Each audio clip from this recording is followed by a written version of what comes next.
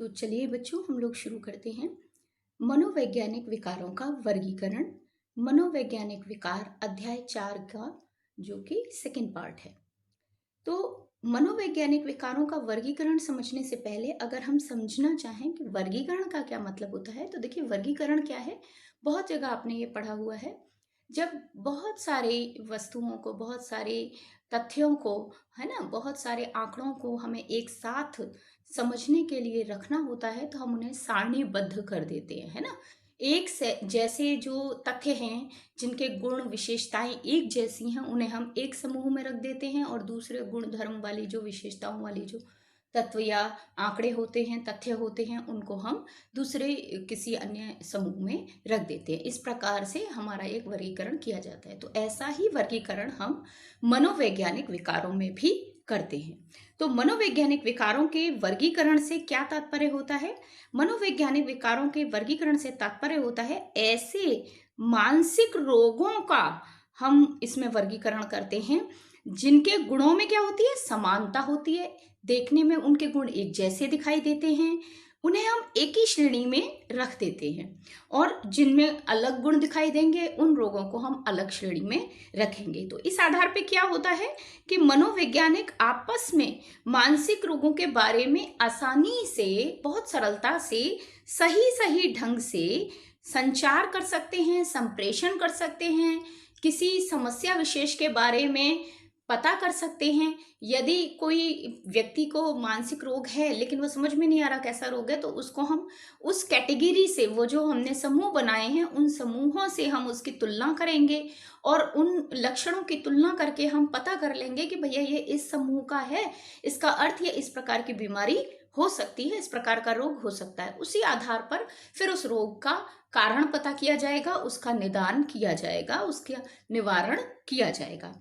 तो ये है हमारा मनोवैज्ञानिक जो हमारे विकार हैं, उनका वर्गीकरण हम कैसे करते हैं इसके बारे में। ठीक है। अब आगे बात आती है कि हमारा जो ये वर्गीकरण है, अगर हम इसको देखें आगे, तो देखिए जो हमारे मनोवैज्ञानिक विकार हैं, इनका वर्गीकरण हमें किसने और कैसे बताया है। तो देखिए बेसिकली हमारा अमेरिकन एक साइकोलॉजिकल एसोसिएशन है, जिसको हम अमेरिकन साइकेट्रिस्ट एसोसिएशन भी कहते हैं। ठीक है।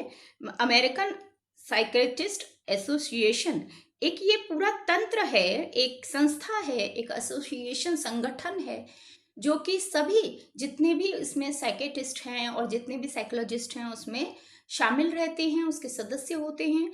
और ये सब मिलकर के एक वर्गीकरण का कार्य जो मनोवैज्ञानिक विकारों का है और अन्य मनोवैज्ञानिक तथ्यों से संबंधित, आंकड़ों से संबंधित, मनोवैज्ञानिक जो हमारे सामान्यीकृत, मापनीकृत जो हमारे परीक्षण होते हैं, उनसे संबंधित जितने भी निर्णय होते हैं, वो सारे निर्णय इसी संस्था के द्वारा, इसी संगठन के द्वारा लिए जाते हैं और सभी को ये मान्य होते हैं।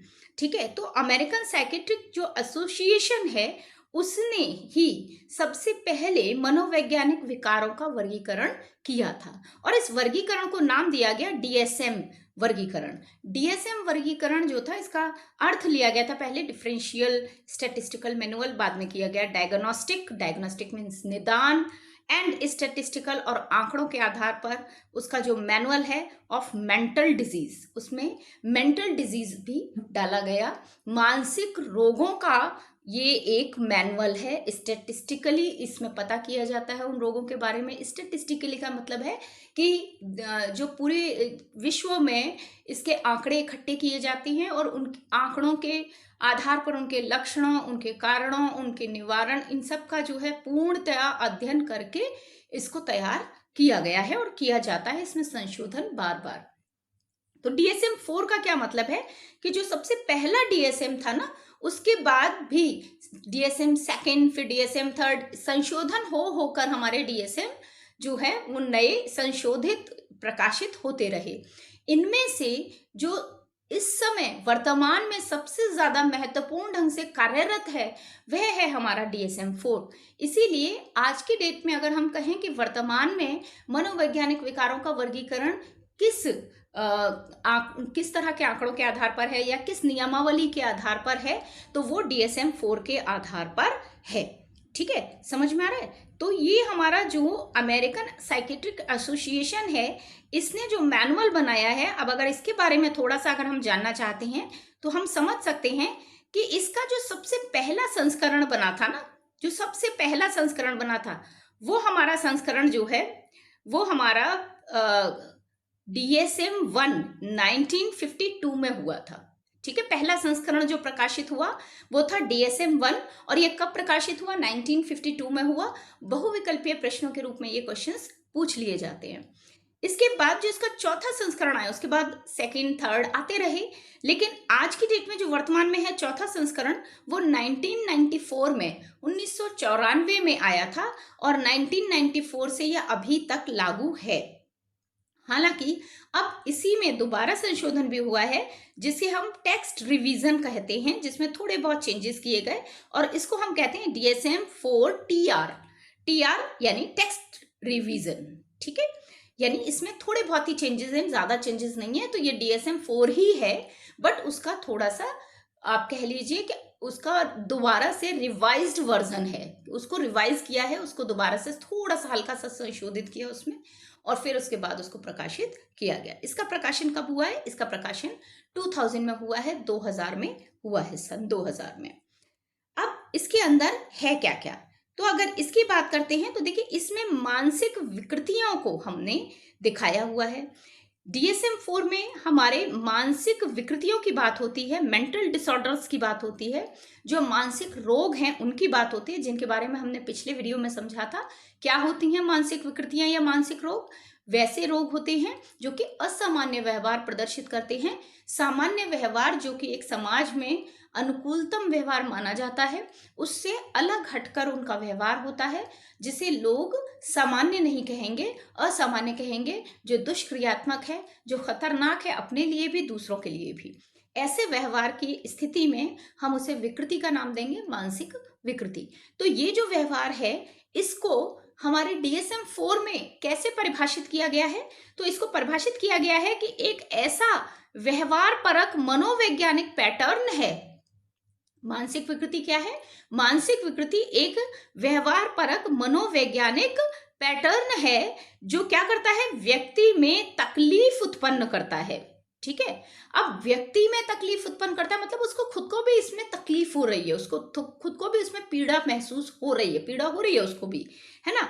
और व्यक्ति को एक या एक से अधिक कार्यों में, कार्य क्षेत्रों में अयोग्य घोषित कर देता है, वो उन कार्यों को नहीं कर पाता। ठीक है, या तो कोई एक विशेष कार्य है जिसको वो बिल्कुल नहीं कर पाएगा, या एक से ज्यादा कार्य हो सकते हैं जिनको वो नहीं कर पाएगा। ठीक है, जैसे जनरली फोबियाज होते हैं, जितने भी डर से संबंधित जितनी भी विकृतियां होती हैं, उनमें व्यक्ति जिस वस्तु से या जिस भी स्थिति से, है ना, डर लग रहा है, उस स्थिति में वो कार्य नहीं कर सकता। जैसे किसी को अगर एगोरोफोबिया है तो उसे किसी विशेष जगह पर जाने से डर लगेगा, वो वहां नहीं जाएगा किसी भी स्थिति में। अकेला रहने से डर लग सकता है, ऊंचाई से डर लग सकता है। तो कहने का अर्थ है कि वो उस कार्य विशेष को नहीं कर सकता है, उसमें अयोग्य हो जाएगा। या फिर हो सकता है एक से ज्यादा कार्यों में भी व्यक्ति अयोग्य हो जाए। ठीक है, तो मानसिक विकृति की स्थिति में वो क्या माना जाएगा? एक तो व्यवहार परक मनोवैज्ञानिक पैटर्न माना जाएगा। दूसरा, कैसा मनोवैज्ञानिक पैटर्न है? जो व्यक्ति में तकलीफ पैदा कर रहा है और एक या एक से अधिक कार्य क्षेत्रों में उसको अयोग्य बना रहा है। समझ में आया? चलिए, इसके बाद अगर हम आगे बढ़ते हैं तो हमारा आगे आता है इंटरनेशनल क्लासिफिकेशन ऑफ डिजीज। ये क्या चीज है? देखिए, जिस तरह से DSM आया, DSM-4 जो कि आज भी कार्यरत है, जो भी आज भी मान्य है सभी जगह पर मानक के रूप में, वैसे ही एक और हमारा ऐसा ही संगठन द्वारा एक और जो है आपका पैटर्न दिया गया है, एक नियमावली दी गई है डिजीजेस के लिए, मनोवैज्ञानिक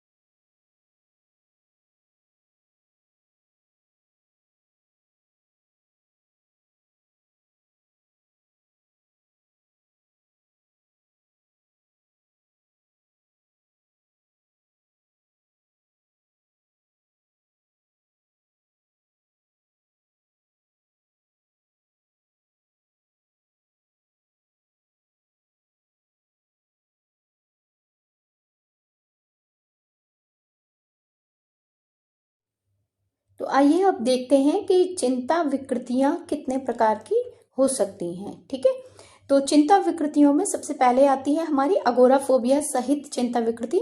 अगोराफोबिया का मतलब होता है किसी स्थान विशेष को लेकर के व्यक्ति चिंता करता है और उस स्थान पर जाने से वो घबराता है, डरता है, या उस स्थान को लेकर उसे किसी प्रकार की समस्या होती है, तो हम इसे अगोराफोबिया सहित चिंता विकृति कहते हैं। हो सकता है कि उसने कोई एक्सीडेंट वगैरह देख लिया हो, तो इसलिए वो वहां जाने में डर रहा है, या कोई अन्य उसके साथ ऐसी घटना घटित हुई है कि उस स्थान विशेष से उसको अब बहुत डर लग रहा है और वो इतनी ज्यादा चिंता करता है कि उसके दैनिक कार्य भी पूरी तरह नहीं कर पाता, तो इसे हम अगोराफोबिया सहित चिंता विकृति कहते हैं।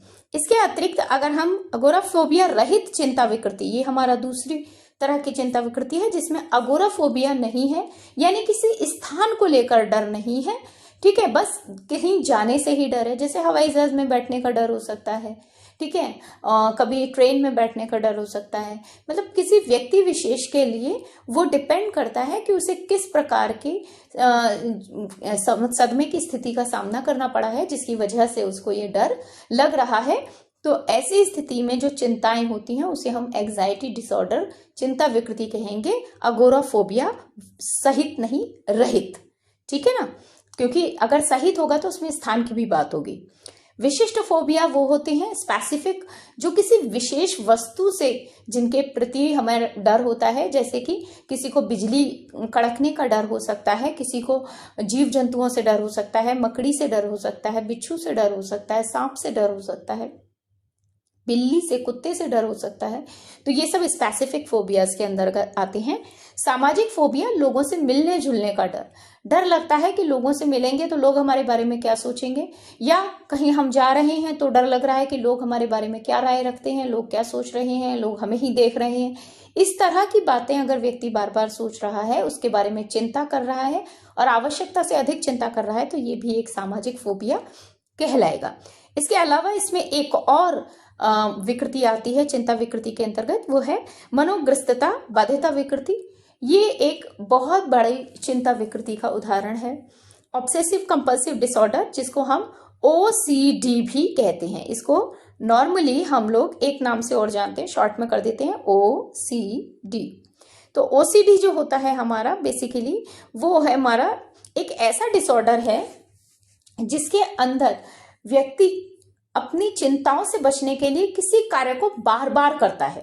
ठीक है, ऑब्सेशन हो जाता है उसे लेकर, वो उस कार्य को लेकर के एक तरह से बहुत ज्यादा चिंतित हो जाता है और उस कार्य को बार बार करने लगता है। जैसे बहुत सारे लोगों को बार बार हाथ धोने की आदत होती है, ठीक है, या किसी व्यक्ति को सफाई की बहुत ज्यादा आदत होती है, तो वो बार बार सफाई करता रहता है, बार बार कि अब यहाँ से गंदा हो गया, वहां से गंदा हो गया, बार बार सफाई करता है। तो एक लिमिट में सफाई ठीक है, लेकिन अगर एक लिमिट से ज्यादा कोई व्यक्ति है, खुद भी परेशान हो रहा है, औरों को भी परेशान कर रहा है और हर बार बार कर रहा है एक ही काम को, तो ये ऑब्सेसिव कंपल्सिव डिसऑर्डर का निशान कहलाएगा, उसका जो है एक लक्षण कहलाएगा। इसके बाद आता है तीव्र प्रतिबल विकृति। तीव्र प्रतिबल विकृति वो विकृति होती है जिसमें कि व्यक्ति को एक साथ बहुत ज्यादा स्ट्रेस और तनाव का अनुभव होता है। किसी छोटी सी बात पर जिसमें एक नॉर्मल रिएक्शन दी जानी चाहिए, वहां भी वो बहुत तनावपूर्ण स्थिति में चला जाता है, उसे अपने अंदर बहुत ज्यादा तनाव का अनुभव होता है। ठीक है, ऐसे लोग सरदर्द की, थकान की, है ना, और कई बार ये तनाव इतना अधिक बढ़ जाता है कि व्यक्ति जो है बहुत हद तक सुसाइडल टेंडेंसीज भी करने लग सकता है। ठीक है, इसके बाद में हमारा नेक्स्ट आता है जो हमारा है वो है आपका नेक्स्ट सामान्यीकृत दुश्चिंता विकृति। तो सामान्यीकृत दुश्चिंता विकृति ये क्या है? देखिए, इसमें क्या होता है, जनरलाइज एंजाइटी डिसऑर्डर, जो सामान्य रूप से हमारी बहुत सारी और अदर चिंताएं होती हैं, तो ये चिंताएं भी आवश्यकता से अधिक बढ़ जाएं तो ये भी हमारी चिंता विकृति के अंतर्गत कहलाएंगे। जैसे घर परिवार में कोई एक मानसिक रोगी है तो अन्य लोग भी जो हैं वो बहुत ज्यादा चिंता का शिकार होने लगते हैं, तो ये आवश्यकता से अगर अधिक होगा तो चिंता विकृति ही कहलाएगी। ठीक है, विभीषिका विकृति। विभीषिका विकृति का मतलब है पैनिक डिसऑर्डर, यानी कि किसी बात को लेकर बहुत ज्यादा एकदम से पैनिक हो जाना, बहुत ज्यादा हाई रिएक्शंस अपनी दिखाना। ठीक है, तो उसमें जो रिएक्शंस हैं वो इतना कह लीजिए हाई लेवल पर व्यक्ति प्रदर्शित करता है, एक नॉर्मल सी बात को बहुत हाइपर होकर के बात कर ले लेता है, ठीक है, उस समय उसको लेकर पैनिक हो जाता है। हो सकता है ये एक तरह से फोबिया टाइप ही है कि जिसमें व्यक्ति को अगर डर है तो डर इतना ज्यादा है उसके अंदर कि वो उसके लिए घातक हो जाता है या औरों के लिए घातक हो जाता है, या फिर अगर उसे गुस्सा है तो वो इतनी ज्यादा है कि वो पैनिक हो जाता है उस चीज को लेकर के, बहुत ज्यादा एक साथ हायर लेवल पर अपने इमोशन शो करने लगता है। ठीक है, इसके बाद उत्तराघातीय प्रतिबल विकृति, पोस्ट ट्रॉमेटिक स्ट्रेस डिसऑर्डर, कि जनरली जब कोई व्यक्ति के साथ घटना घटित हो जाती है जो कि अप्रिय घटना थी, व्यक्ति को पसंद नहीं थी, और ऐसी घटना थी जिसमें उसके साथ कोई बहुत बड़ा हादसा हुआ है, सदमे की स्थिति बनी है, तो ऐसी स्थिति में व्यक्ति को उस सदमा लगने के बाद, ठीक है, काफी समय तक उस सदमे से उबरने में समय लगता है। ठीक है ना, वो सदमे से उबर नहीं पाता, बार बार उसे वो घटना रिपीट होती रहती है दिमाग में, और उसे ऐसा लगता है कि वो घटना अभी भी कभी भी उसके साथ हो सकती है दोबारा। तो ये जो स्थिति होती है इसको हम कहते हैं पोस्ट ट्रॉमेटिक स्ट्रेस डिसऑर्डर। इसके बाद आता है द्रव्य संबंध चिंता विकृतियां। देखिए, इसमें द्रव्य का मतलब है हमारे सब्सटेंसेस जो कि जनरली नशीले पदार्थ होते हैं, जैसे अल्कोहल का, शराब का सेवन करते हैं कुछ लोग, तंबाकू का सेवन करते हैं कुछ लोग, गुटखे का सेवन करते हैं। ठीक है, इसके अलावा बहुत सारे ड्रग्स होते हैं, कोकीन है, हेरोइन है, ठीक है, गांजा है, अफीम है। तो ये सभी जो द्रव्य हैं ये नशीले पदार्थ होते हैं, मादक पदार्थ होते हैं। इनसे भी जब कोई व्यक्ति इनको लेता है तो और अगर वो इन्हें छोड़ने का प्रयास करे तो भी उसे एक चिंता, एंजाइटी टाइप की उत्पन्न होने लगती है, जिसमें से घबराहट, बेचैनी, है ना, हार्ट बीट का बढ़ जाना, पल्स रेट बढ़ना, ये सब उसे अनुभव हो सकते हैं, या फिर वॉमिट फीलिंग आना, ये सब उसको अनुभव होते हैं। तो ये जो इस तरह की विकृति होती है इसे हम सब्सटेंस इंक्लूड एंजाइटी डिसऑर्डर या द्रव्य संबद्ध चिंता विकृतियां के अंतर्गत रखते हैं। चलिए, इसके बाद में नेक्स्ट आपका आता है मनोविच्छेदी विकृतियां। मनोविच्छेदी विकृतियां ये वो विकृतियां होती हैं जिसमें कि हमारा क्या होता है, उन मानसिक रोगों को रखा जाता है, वो मानसिक रोग रखे जाते हैं जिनमें कि मनोवैज्ञानिक विच्छेदन होता है। मनोवैज्ञानिक विच्छेदन का क्या अर्थ होगा कि हमारे, देखिए क्या होता है कि जो व्यक्तित्व है व्यक्ति का, वो व्यक्तित्व में इस प्रकार के चेंजेस आ जाते हैं, मतलब व्यक्ति के व्यक्तित्व में इस प्रकार के परिवर्तन दिखाई देने लगते हैं जिससे कि उसका व्यक्तित्व ही प्रभावित होने लगता है। तो ऐसी विकृति को हम मनोविच्छेदी विकृति कहते हैं, क्योंकि इसमें व्यक्तित्व में ही विच्छेदन होने लगता है। ठीक है, तो अब इसके अंदर देखिए बेटा, इससे केवल उसकी स्मृति प्रभावित नहीं होती है बल्कि उसकी पहचान भी कई बार प्रभावित हो जाती है। तो ऐसी स्थिति को हम कहते हैं कौन सा, मनोविच्छेदी विकृतियां। चलिए, इसमें अगर हम आगे बढ़ते हैं तो हमारा आगे आता है कि मनोविच्छेदी विकृतियों को हम कितने तरीके से कह सकते हैं। तो देखिए, मुख्यतः 5 प्रकार की होती हैं। ठीक है, 5 प्रकार की होती हैं। कौन कौन सी है मैं जल्दी से बताती हूं आपको। सबसे पहली है मनोविच्छेदी स्मृति लोप विकृति। देखिए, मनोविच्छेदी स्मृति लोप, स्मृति लोप जैसे नाम से पता चल रहा है, लोप का मतलब होता है चले जाना। तो इस बीमारी में क्या होता है, इस रोग में क्या होता है, स्मृति चली जाती है व्यक्ति की जो याददाश्त है वो चली जाती है। अब ये याददाश्त कई तरह से होता है कि कई बार सदमे से पहले की याददाश्त व्यक्ति भूल जाता है और वो एक नया व्यक्तित्व बन जाता है, या फिर कई बार ऐसा होता है कि सदमे से पहले की स्थितियां उसको याद होती हैं लेकिन सदमे के बाद की स्थितियों को वो भूल जाता है।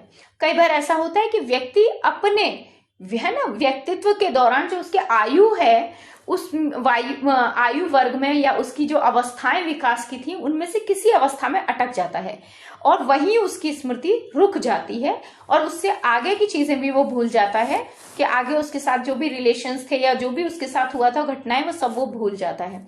ठीक है, तो आप इसको ऐसे समझ सकते हैं कि एक सदमा मूवी थी और उस मूवी में जो हीरोइन थी वो जब एक्सीडेंटल तरीके से सदमे का शिकार होती है तो वो एक बचपन के कैरेक्टर में चली जाती है, मतलब वो एक बच्ची की तरह व्यवहार प्रदर्शित करने लगती है और वो एक युवा महिला होने के बावजूद बच्ची का ही तरीके से अपना सारे कार्य करने लगती है। तो ये एक उसकी जो कहलाएगी वो एक मनोविच्छेदी स्मृति लोप विकृति कहलाएगी। इसी के अंतर्गत हमारी डिमनीशिया बीमारी भी आती है, डिमनीशिया जिसको हम कहते हैं स्मृति लोप यानी कि याददाश्त का चले जाना। सेकेंडली आती है हमारी मनोविच्छेदी विकृति। मनोविच्छेदी विकृति क्या है हमारी, जिसमें आत्मविस्मृत विकृति की बात हो रही है।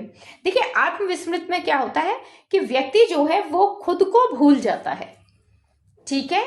याददाश्त ऐसे इस तरह से जाती है कि व्यक्ति खुद को भूल जाता है और भूल कर, ठीक है, वो कहीं अचानक से कहीं और जाकर रहने लगता है, किसी अन्य नाम के साथ, किसी अन्य पहचान के साथ, किसी अन्य आइडेंटिटी को फॉलो करते हुए वो रहने लगता है। और ये रहना उसका जो है वो काफी समय तक होता है। वो बिल्कुल नॉर्मल व्यक्ति की तरह व्यवहार करता है, नॉर्मल इंसान की तरह ही लोगों को दिखाई देता है, लेकिन वो जो उसकी पुरानी जिंदगी है उसको एक तरह से भूल चुका है, छोड़ चुका है, ठीक है। और वो उसको खुद को भी याद नहीं है कि उसने पुराने टाइम में, मतलब अपने पिछले समय में वो क्या था, कौन था, ठीक है, उसने क्या किया था, उसके रिलेशंस क्या थे, वो उसे कुछ भी याद नहीं होता। और वो एक नई जिंदगी नई जगह पर शुरू कर देता है। और काफी समय बाद, कई बार ये साल भर में हो सकता है, कई बार ये बहुत साल बाद व्यक्ति को अचानक से ये याद आता है और तब वो जो है अपनी पुरानी जिंदगी को याद कर पाता है, कई बार नहीं भी याद आता है।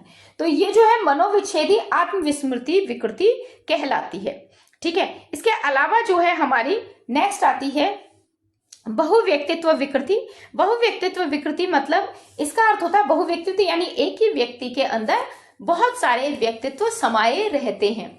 तो ये भी मैंने आपको बताया था कि जैसे अपरिचित एक मूवी है जिसमें ये दिखाया गया है कि एक व्यक्ति है जो बहुत डरा सहमा रहता है, लॉयर है बट डरा सहमा रहता है, और फिर उसके बाद वो उसके अंदर का जो गुस्सा है, अंदर की जो एक लोगों के प्रति अंदर जो उसके उनके प्रति जो उसके अंदर का गुस्सा निकला हुआ है, क्रोध है, ठीक है, लोगों के प्रति जो उसको लगता है कि वो अन्याय कर रहे हैं और उसे उन्हें न्याय सिखाना चाहिए, इसको देखते हुए उसके अंदर एक और व्यक्तित्व पलने लगता है जो कि न्याय की बात करता है, लोगों को वो न्याय देने की कोशिश करता है और लोगों के साथ में वो बहुत हद तक हिंसक व्यवहार भी प्रदर्शित करता है। इसके अलावा एक रूप उसमें और आ जाता है जो कि बहुत शांति प्रिय है और जो प्रेम में विश्वास करता है। तो इस प्रकार से एक व्यक्ति के अंदर जो भावनात्मक उसके अंदर सोच होती है, उसका चेतन और अचेतन मन जो है,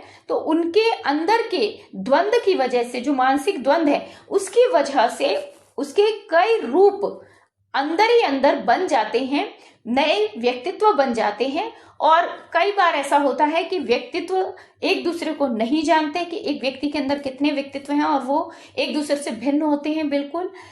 और कई बार ऐसा होता है कि वो व्यक्तित्व भी आपस में एक दूसरे के बारे में जानते हैं लेकिन उन्हें लगता है वो कोई अन्य व्यक्ति है, ठीक है। तो ये बहुव्यक्तित्व विकृति कहलाती है हमारी। इसके बाद हमारी नेक्स्ट आती है व्यक्तित्व लोप विकृति। व्यक्तित्व लोप विकृति जिसमें व्यक्ति का व्यक्तित्व ही पूरी तरह से खत्म हो जाता है, व्यक्ति अपने व्यक्तित्व के बारे में सब कुछ भूल जाता है, ठीक है, सब कुछ भूल जाता है, उसे याद ही नहीं रहता अपने बारे में कुछ भी। तो इसे हम व्यक्तित्व लोप विकृति कहते हैं। चलिए, तो ये हमारी हो गई वो विकृतियां जो कि हमारी सामान्य तौर पर क्या होती हैं, मनोविच्छेदी विकृतियों के अंतर्गत रखी जाती हैं। अब इसके बाद आती है हमारी नेक्स्ट शैशवावस्था या बाल्यावस्था या किशोरावस्था की जो विकृतियां हैं। ये भी विकृतियां हमारी आयाम एक के ही अंदर आती हैं। ये वो विकृतियां हैं जिनमें कि बच्चों से संबंधित मानसिक रोगों को रखा गया है, ठीक है। इन विकृतियों में हम जनरली उन विकृतियों की बात करते हैं जो शैशवावस्था में होती हैं, या तो बच्चे को 0 से 6 साल की उम्र तक, 5 से 6 साल की उम्र तक होती हैं, या बाल्यावस्था में होती हैं, ठीक है, या उसकी किशोरावस्था में होती है। बाल्यावस्था आपको पता है कि 6 वर्ष से लेकर के 12 वर्ष तक की अवस्था होती है, किशोरावस्था 12 वर्ष से लेकर के 18 वर्ष तक होती है। तो इन 3 अवस्थाओं में से किसी अवस्था में जो भी मानसिक रोग उत्पन्न होते हैं उन्हें इस श्रेणी में रखा गया है और इससे उनके अंदर समायोजन क्षमता बहुत जगह प्रभावित होती है, क्योंकि ये इस प्रकार के रोग होते हैं जो उन्हें अपने माहौल में, अपने वातावरण में समायोजित नहीं होने देते, ठीक है। तो हमारे ये कौन कौन से रोग हैं इनके बारे में जानते हैं जल्दी से हम लोग। कौन कौन से रोग हैं तो देखिए जल्दी से। पहला रोग है आंकिक विकृति, यानी अंकों से संबंधित जो विकृति है, बच्चे को अंकों का ज्ञान नहीं हो पा रहा है, अंक समझ में नहीं आ रहे हैं या कंफ्यूजन क्रिएट हो रहा है। अधिगम विकृति लर्निंग से संबंधित है, पढ़ाई से संबंधित है, सीखने से संबंधित एक डिसऑर्डर है कि बच्चे को अक्षरों का ज्ञान नहीं हो रहा है ढंग से, या उसको पढ़ने लिखने में दिक्कत हो रही है। तो डिसलेक्सिया एक बीमारी होती है जो आपने तारे जमी में मूवी में देखा था कि तारे जमी पर उसमें दिखाते हैं कि एक बच्चा है, वो बी को डी समझता है, डी को बी समझता है, ठीक है, 9 को 6 समझता है, 6 को 9, तो वो बहुत टोटली कंफ्यूज रहता है कि मुझे कोई भी लेटर है वो कैसे लिखना है, अल्फाबेट कैसे लिखना है। अध्ययन विकृति पढ़ने की विकृति, पढ़ने में कई बार बहुत सारी विकृतियां होती हैं कि हम उसका उच्चारण सही ढंग से नहीं कर पाते हैं। बहुत से बच्चे हैं जिनको आपने देखा होगा श से स कहते हैं, स से श कहते हैं, ठीक है, या फ को कुछ और बोल देते हैं, है ना, र को ण बोल देते हैं, ण को र बोल देते हैं। तो इस तरह के जो उच्चारण संबंधी हमारी विकृतियां हैं, या इसके अलावा पढ़ने में व्यक्ति जो है वो हिंदी सही नहीं पढ़ पा रहा है, इंग्लिश सही नहीं पढ़ पा रहा, कोई भी लैंग्वेज है उसको ढंग से नहीं पढ़ पा रहा है, तो इस तरह की जो विकृतियां हैं इन्हें हम इसके अंतर्गत रखते हैं, अध्ययन विकृतियों के अंतर्गत रखते हैं। इसी प्रकार लेखन में विकृति, लिखने में दिक्कत हो रही है, सही से लिखना नहीं हो पा रहा, तो ये विकृति लेखन विकृति कहलाएगी। इसके अलावा आती है हमारी गत्यात्मक कुशलता, मतलब मोटर स्किल, चलने फिरने में दिक्कत है, ठीक है, चलने फिरने में व्यक्ति को बस डर लगता है, बच्चे को डर लगता है, बच्चा चलना नहीं चाहता क्योंकि उसे डर लगता है। पैर ठीक है उसका सब कुछ ठीक है ना, चलना चाहे तो वो अपने आप चल सकता है बट वो नहीं चल रहा, बोलना चाहे वो बोल सकता है बट वो बोलना नहीं चाह रहा, वो बोल ही नहीं रहा है। तो काफी जैसे जनरली नॉर्मली बच्चे क्या करते हैं, 2 साल की उम्र पर बोलते हैं अच्छे से, लेकिन वो बच्चा नहीं बोल रहा, वो 2 साल पर भी अपनी बात कहना नहीं चाहता है ना। और ऐसी जो स्थितियां हैं इनको हम गत्यात्मक कुशलता के अंतर्गत रखते हैं। इसी प्रकार संचार संबंधी विकृति, बात करने में जो विकृतियां होती हैं, जैसे तुतलाकर बोलना होता है, ठीक है, जनरली, ठीक है, इस प्रकार से अपनी बात को सही ढंग से नहीं रख पाना, उसमें डरना, घबरा जाना, है ना, या अपने शब्दों का चयन नहीं कर पाना किसी के सामने बोलते समय सही, ये सब हमारे संचार विकृतियों के अंतर्गत आएंगे। इसके बाद हमारे नेक्स्ट विकृतियां आती हैं अभिव्यक्ति की विकृति, अपनी बात को सही ढंग से न कह पाना, ये कहलाएगी अभिव्यक्ति विकृति। उसके बाद भाषा विकृति, लैंग्वेज को सही ढंग से समझ ना पाना, ना सीख पाना या दूसरे की लैंग्वेज को समझ नहीं पाना। तो ये याद होगा आपको कि हमारे स्पीच एरिया होता है, ब्रोका एरिया होता है दिमाग के अंदर, और ये दोनों एरिया मिलकर हमें किसी भाषा को समझने और किसी भाषा को लिखने, पढ़ने और बोलने में मदद करते हैं, ठीक है। तो अब आती है हमारी अभिव्यक्ति विकृति के बाद, भाषा विकृति के बाद फोनोलॉजिकल विकृति। फोनोलॉजिकल मतलब उच्चारण से संबंधित जो विकृति है। स्टरिंग विकृति, हकलाहट की विकृति, है ना, कि कई बार लोग है ना एक ही शब्द को बोलते हैं लेकिन वो उसे पूरा नहीं बोल पाते, बीच में काफी समय लगता है उसके पूरे उच्चारण में उन्हें, इसको कहते हैं हकलाना या स्टर्निंग। अच्छा, इसके बाद में आता है अति सक्रिय ध्यान कमी विकृति, यानी अटेंशन डेफिशिएंटी या डिफेक्ट हाइपर एक्टिव डिसऑर्डर जो होता है, इसको हम ADHD भी कहते हैं। ये बड़ा कॉमन डिसऑर्डर है जो बच्चों के अंदर पाया जाता है, ADHD। इसमें क्या होता है, जो बच्चा है उसके अंदर इतनी अधिक एनर्जी है कि वो एक जगह टिक कर नहीं बैठ पाता, आपकी बात को अटेंटिवली नहीं सुनता, वो किसी भी कार्य में अटेंटिव नहीं होता, है ना, ध्यान नहीं लगाता, बस उसे भागने की पड़ी रहती है क्योंकि उसके अंदर की जो एनर्जी है वो उसे खर्च करनी है, ठीक है। उस एनर्जी को खर्च करने के लिए वो दौड़ता रहता है लगातार, या कह लीजिए प्रॉपर ध्यान न दे करके जो भी हम उसे समझा रहे हैं, बता रहे हैं, उस पर वो प्रॉपर ध्यान नहीं देगा, कभी ध्यान इधर होगा कभी ध्यान उधर होगा, मतलब वो अपने ध्यान को केंद्रित नहीं कर पाएगा, एकाग्र नहीं कर पाएगा। तो ऐसी स्थिति को हम कहते हैं ध्यान की कमी, अति सक्रिय ध्यान की कमी, जिसे हम attention defect hyper active disorder कहते हैं। इसके अलावा कंडक्ट डिसऑर्डर, कंडक्ट डिसऑर्डर का मतलब है कि बच्चे के व्यवहार में ही कमी है, वो सही ढंग से व्यवहार प्रदर्शित नहीं कर रहा है। तो ये सारे डिसऑर्डर्स हमारे शैशवावस्था, बाल्यावस्था और किशोरावस्था के। इसके बाद नेक्स्ट आते हैं आपके संज्ञानात्मक विकृतियां। संज्ञानात्मक विकृति होती है जिसमें कि ऐसी विकृतियों को रखा गया है जो कि दिमाग में किसी परेशानी की वजह से उत्पन्न हो रही हैं। हो सकता है कि मस्तिष्क में किसी प्रकार का कोई ऐसी समस्या है जिसकी वजह से ये बीमारियां हुई हैं। ठीक है, जैसे कई बार सिर का आवश्यकता से अधिक बड़ा होता है तो उसमें क्या होता है, जो हमारी झिल्लियां हैं, एर्केनॉइड है आपका, है ना, जो पाया मैटर है, ठीक है, इनके बीच में झिल्ली में जो हमारा सेरिब्रो स्पाइनल द्रव होता है, ये द्रव आवश्यकता से अधिक जमा हो जाता है, जिसकी वजह से सिर आवश्यकता से अधिक बड़ा लगता है और ऐसा बच्चा जो है मंदबुद्धि होता है, उसकी जो आईक्यू लेवल है वो बहुत कम रह जाती है। तो इस प्रकार की और भी बीमारियां हो सकती हैं, संज्ञानात्मक विकृतियों के अंतर्गत इनको हम रखते हैं। इनमें से कुछ बीमारियों के बारे में अगर मैं आपको बताऊं तो ऐसे हैं, जैसे डिलरीमिया, जो आपके डिलरियम विकृति होती है। ठीक है, इसमें व्यक्ति की जो सोचने की, समझने की शक्ति, बोलने की शक्ति, इस पर प्रभाव आता है। डिमनेशिया, जिसमें व्यक्ति की याददाश्त प्रभावित होती है, और एमनेशिया भी याददाश्त से रिलेटेड है। ठीक है, तो ये हमारी विकृतियां हो गई। इसके बाद में नेक्स्ट आता है आपका 5th, द्रव्य संबंध विकृतियां।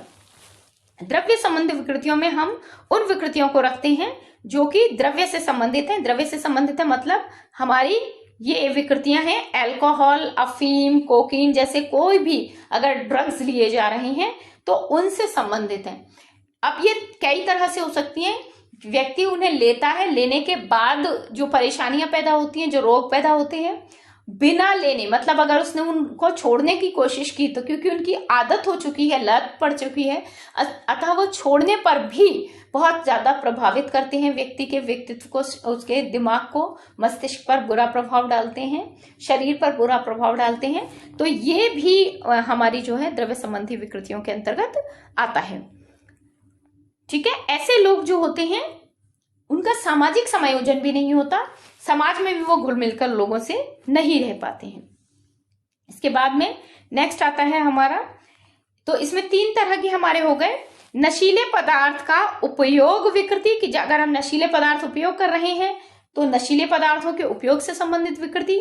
नशीले पदार्थ आश्रित विकृति, जो लोग नशीले पदार्थ पे पूरी तरह आश्रित हैं, जिसके बिना 1 सेकंड नहीं रह पाते हैं, ऐसे लोगों की समस्या। और नशीले पदार्थ के दुरुपयोग, मतलब नशीला पदार्थ लेने के पश्चात व्यक्ति का स्वयं पर कंट्रोल तो रहता नहीं है, उसके बाद वो जो भी कार्य करता है जो कि दूसरों के लिए भी हानिकारक है, उसके खुद के लिए भी हानिकारक है, इनको हम रखते हैं नशीले पदार्थ दुरुपयोग में।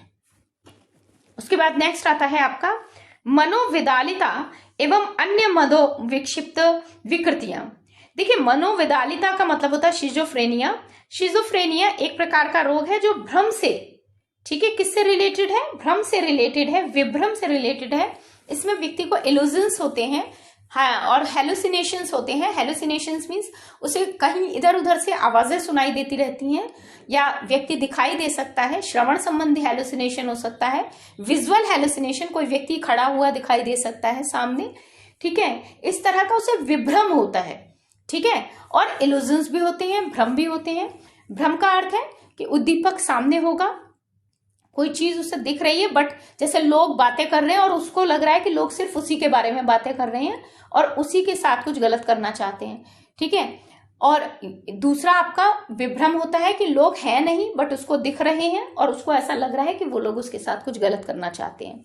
तो ये है हमारा सिजोफ्रेनिया। इसके बाद नेक्स्ट आते हैं आपके, सिजोफ्रेनिया भी कई तरह के होते हैं, जैसे हमारा मनोविदालिता तो है ही है, फिर मनोविदालिता में एक पैरानॉइड मनोविदालिता भी होता है, हेबेफ्रेनिक भी हमारा होता है मनोविदालिता, कैटाटॉनिक भी होता है और रेजिडुअल भी होता है। तो ये 5 तरह के होते हैं, इनके बारे में हम बाद में बात करेंगे।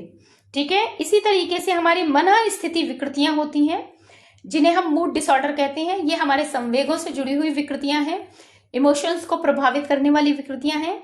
इसमें क्या होता है, व्यक्ति के अंदर कुछ इस तरह के परिवर्तन होते हैं उसके संवेगों में, जिससे कि उसके मूड में बहुत जल्दी उतार चढ़ाव महसूस होता है, बार बार उसका मूड चेंज होता रहता है।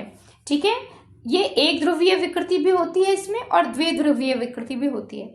एक ध्रुवीय के व्यक्ति का व्यवहार हमेशा के लिए गुस्सैल हो गया है या हमेशा के लिए रोने वाला हो गया है, हर छोटी छोटी बात पे रोना शुरू हो जाता है या हर छोटी छोटी बात पे गुस्सा करना शुरू हो जाता है, ये एक तरफा हो गया। द्विध्रुवीय के दोनों तरह का व्यवहार प्रदर्शित करा, कभी गुस्सा कभी नरम, है ना, कभी उदास होना, कभी रोना, कभी गुस्सा करना, इस तरीके से द्विध्रुवीय अगर व्यवहार प्रदर्शित हो रहा है तो ये द्विध्रुवीय विकृति के अंतर्गत आएगा। ठीक है, क्लियर हो गया। चलिए नेक्स्ट। तो अब बात करते हैं कार्य प्रारूप विकृतियां। कार्य प्रारूप विकृतियों में हम उन मानसिक रोगों को रखते हैं जो जनरली उनमें कोई दैहिक कारण नहीं है, ठीक है, उसका कारण मनोवैज्ञानिक होता है। मतलब व्यक्ति को शरीर में कोई परेशानी नहीं होती, देह में कोई परेशानी नहीं होती, सब कुछ नॉर्मल है, लेकिन फिर भी वो हर समय या तो सेंटर ऑफ अट्रैक्शन बनने के लिए, लोगों को आकर्षित करने के लिए, या फिर किसी अन्य रीजन से वो बार बार ये प्रदर्शित करता है कि वो बीमार है, उसके कहीं दर्द है या उसको कहीं बहुत ज्यादा दिक्कत हो रही है। तो उसका कारण जो है वो मनोवैज्ञानिक होता है। उसे दिमाग में ऐसा महसूस हो रहा, मेरे यहाँ दर्द है, मेरे वहां दर्द है, और धीरे धीरे वो मनोवैज्ञानिक कारण उसको ऐसा महसूस करवाता है कि वाकई में दर्द उसके बहुत ज्यादा हो रहा है। तो ये हमारा कार्य प्रारूप विकृतियों के अंतर्गत आता है। अब जो हमारी कार्यात्मक या कार्य प्रारूप विकृतियां हैं, ये भी 3 तरह की हैं। कार्यात्मक विकृति, अस्पष्ट कार्य प्रारूप विकृति और रूपांतर विकृति। ठीक है, इनके बारे में भी हम बाद में बात करेंगे, तो अभी इनके बारे में बात करने की आवश्यकता नहीं है। इसके अलावा एक और होती है दर्द विकृति और रोग भ्रम।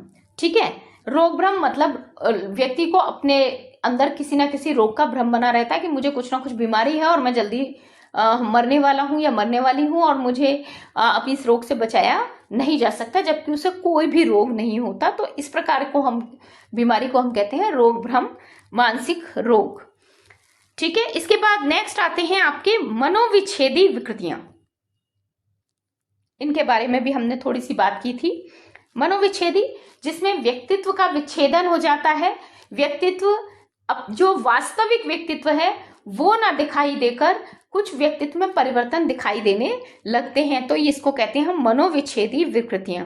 इसमें उन रोगों को रखा गया है जिनका मुख्य लक्षण मनोवैज्ञानिक विच्छेदन होता है, यानी साइकोलॉजिकल डिसोसिएशन होता है। इससे क्या होता है, उसकी स्मृति भी प्रभावित होती है, उसकी पहचान भी प्रभावित होती है।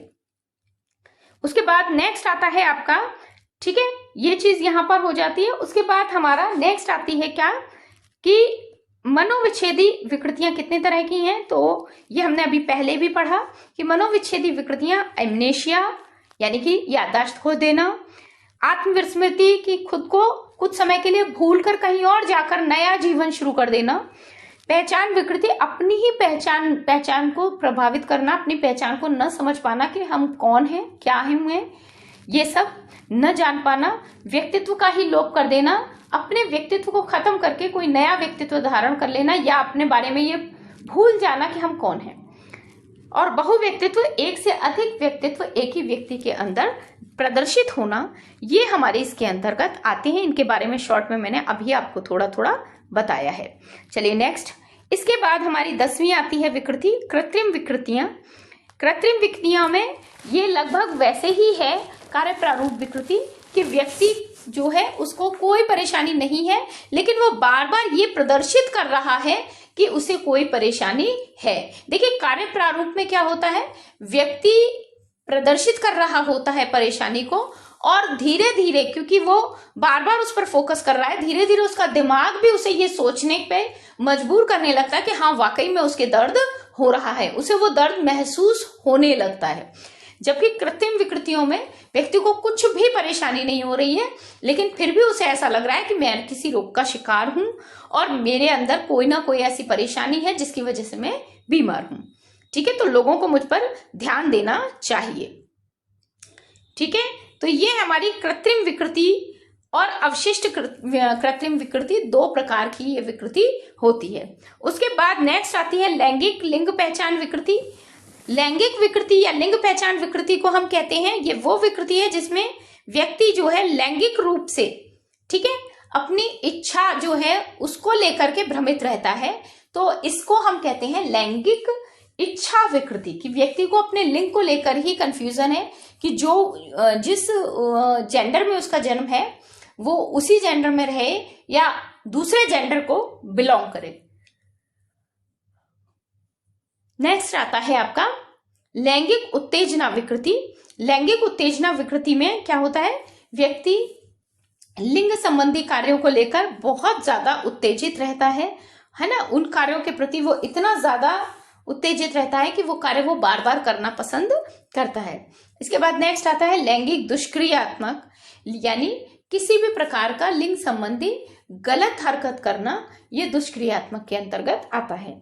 और लिंग पहचान विकृति एक व्यक्ति है जिसके अंदर इस प्रकार के हार्मोन्स बने हुए हैं या क्रोमोसोम्स की में जो आनुवंशिक के लक्षण है आनुवंशिकता के, उनमें किसी प्रकार का डिफेक्ट आने के कारण से वो व्यक्ति जो है दूसरे लिंग का और उसके अंदर गुण जो है वो किसी अन्य लिंग के हैं।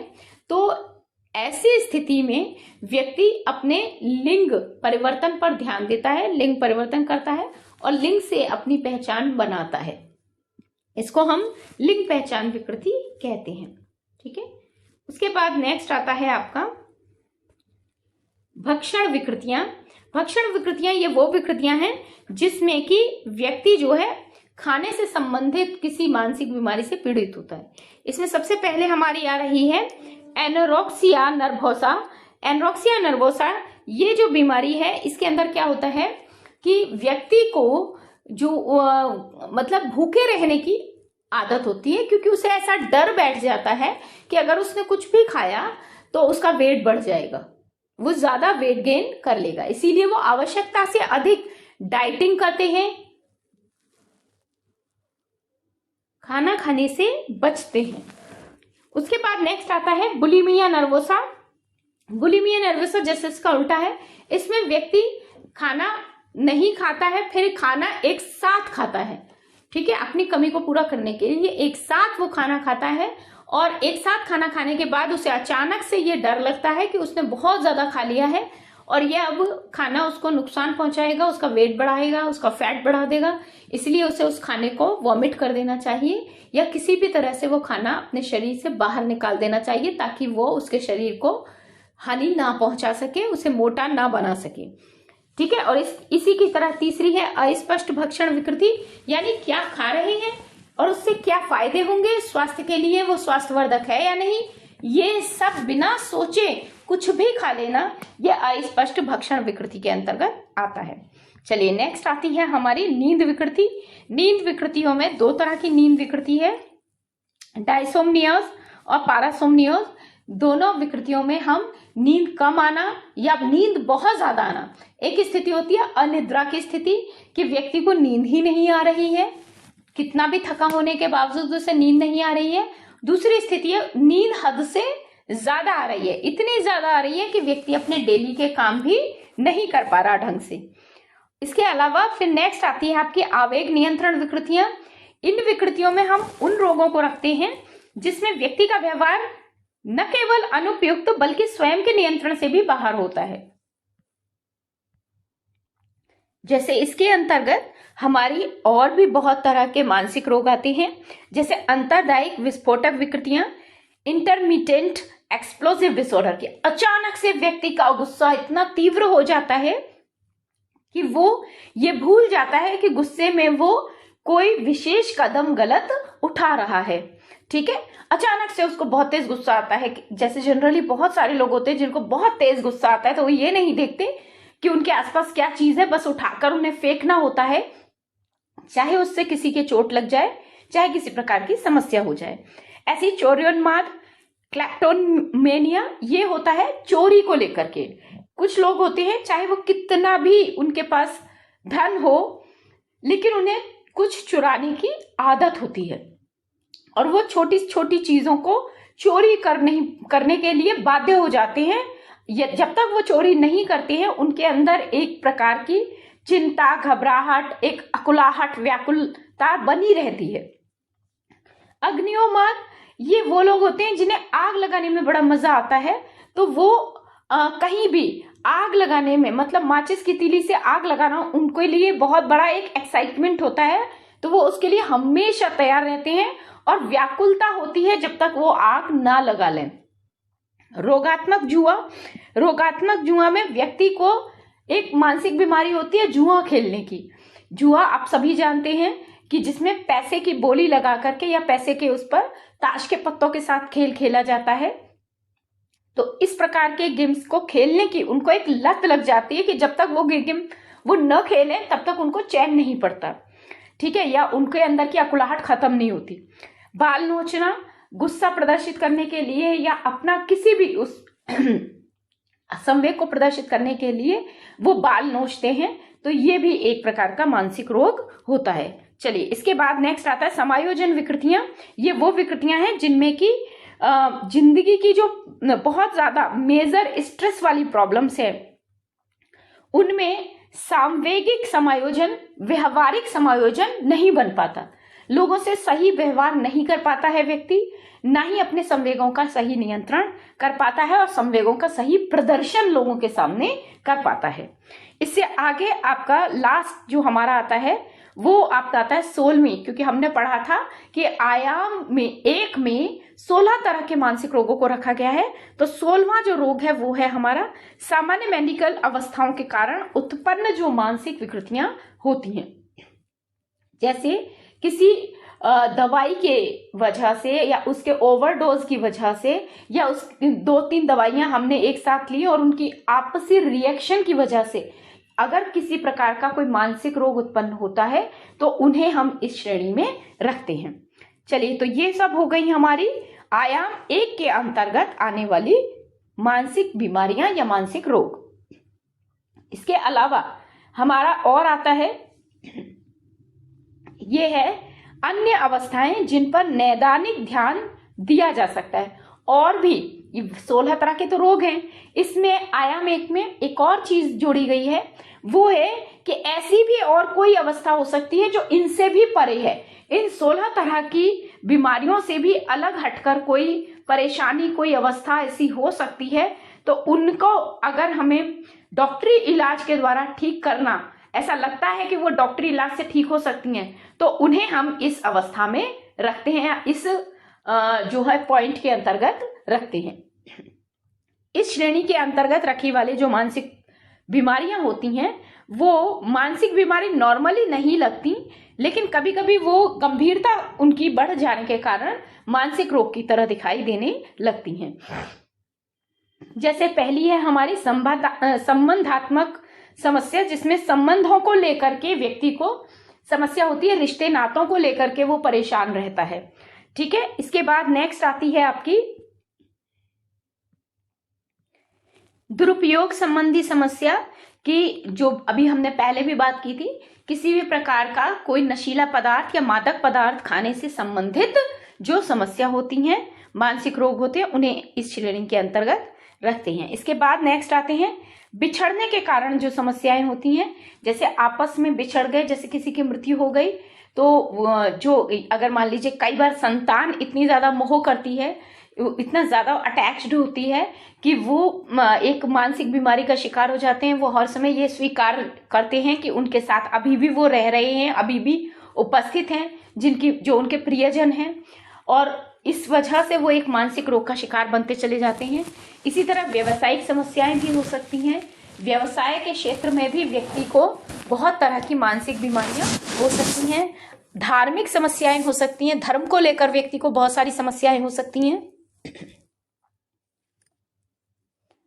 धर्म को लेकर की समस्याएं हो सकती हैं, आध्यात्मिक समस्याएं हो सकती हैं। अध्यात्म से लेकर मतलब जो हमारे दार्शनिक अंदाज है चीजों को समझने का, दर्शन शास्त्र के आधार पर उन चीजों को समझने के लिए आध्यात्मिक अपनी धार्मिक जो बातें हैं उनके संबंध में अगर किसी व्यक्ति की कोई समस्या है, जैसे कई बार धर्म को लेकर, आध्यात्म को लेकर कोई व्यक्ति इतना ज्यादा है ना ओवर नॉलेजेबल हो जाता है, बन जाता है,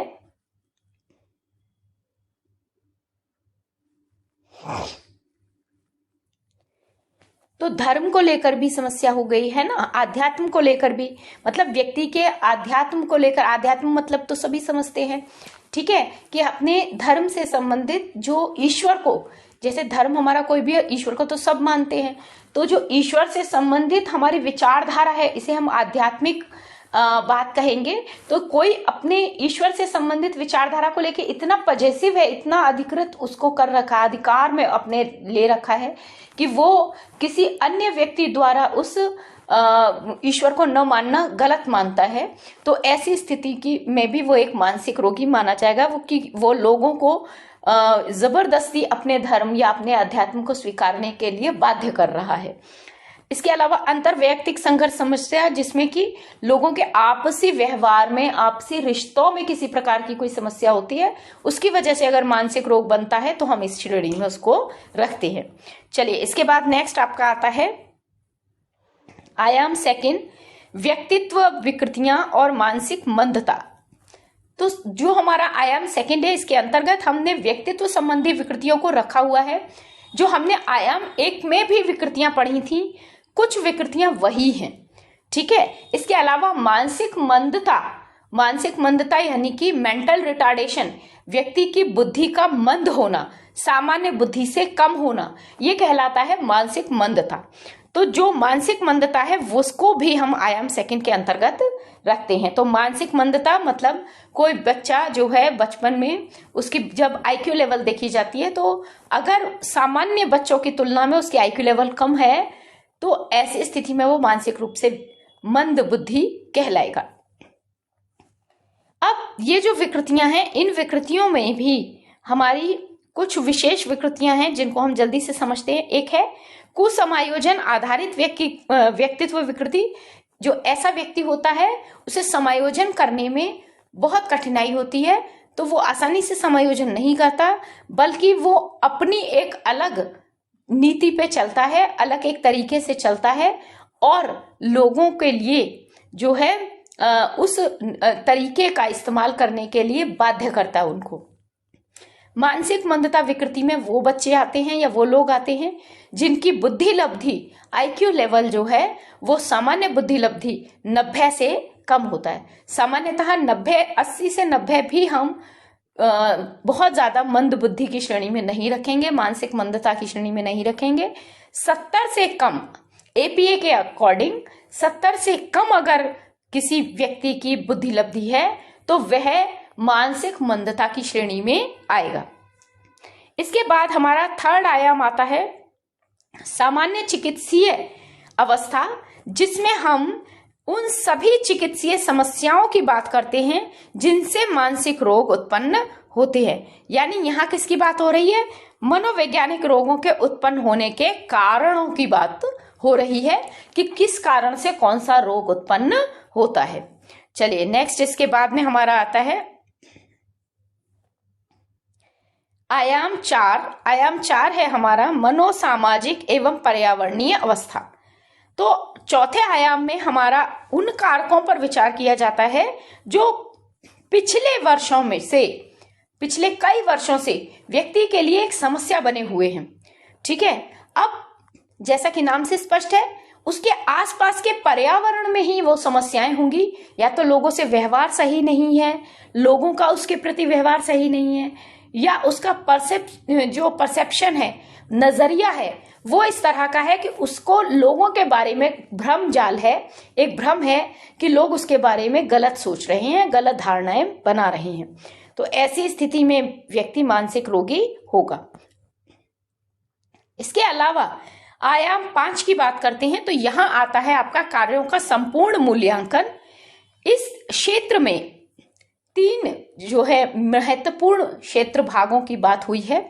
एक परिवार की, एक दोस्तों के साथ सामाजिक संबंधों की, और एक अपने पेशेवर जीवन की, व्यावसायिक जीवन की, उसमें हमारे कैसे रिलेशन है इसकी। ये तीनों जो रिलेशंस हैं हमारे, अगर ये संतुलित रहते हैं तो व्यक्ति को कोई परेशानी नहीं होती, किसी प्रकार का रोग नहीं होता। लेकिन यदि इनमें किसी प्रकार का संतुलन बनता है तो व्यक्ति रोगी बन जाता है। तो आज के लिए हमारा जो है ये हुआ मनोवैज्ञानिक विकारों का वर्गीकरण किस प्रकार से किया गया है, ठीक है। उम्मीद है आपको वीडियो सही लगा होगा, अच्छा लगा होगा, चीजें समझ में आई होंगी, ठीक है। और इसके बाद अब हम नेक्स्ट वीडियो में मनोवैज्ञानिक विकारों के कारकों की बात करेंगे कि कौन कौन से कारक हैं, कारण हैं जिनकी वजह से मनोवैज्ञानिक विकार होते हैं। आज के लिए इतना ही। Have a good day. Thank you so much.